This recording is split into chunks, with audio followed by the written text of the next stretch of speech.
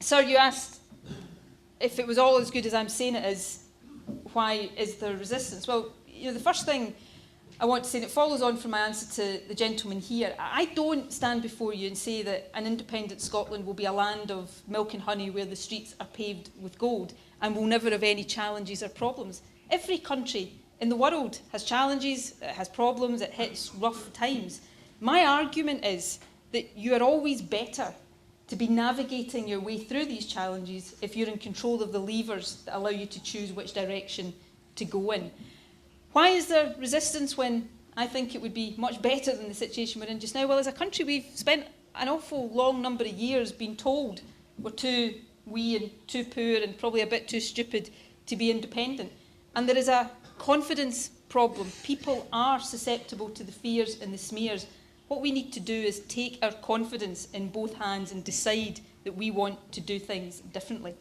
And there's a question that it's sometimes useful to pose to people. If we were too small and too poor and too stupid, if we were the economic, I'm not saying anybody uses this language, I'm going to use it, basket case, if we were the subsidy junkies that some of our opponents try to imply that we are, then don't you think Westminster might have offloaded us by now? We'd probably have been privatised before now.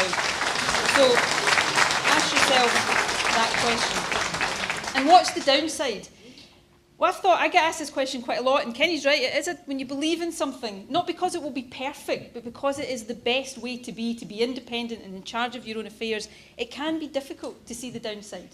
But the downside, I suppose, if I have to pick one, is that we don't have anybody else to blame anymore. One of the things that frustrates me about Scotland, and I'm as guilty, before anybody says I'm as guilty of it as anybody, is this tendency to blame everything that's wrong with our country on London. If we're independent, we can't do that anymore. We're accountable, we're responsible, we're in charge of our own future. So the downside is we've got nobody else to blame, but in my view, that's also the biggest upside.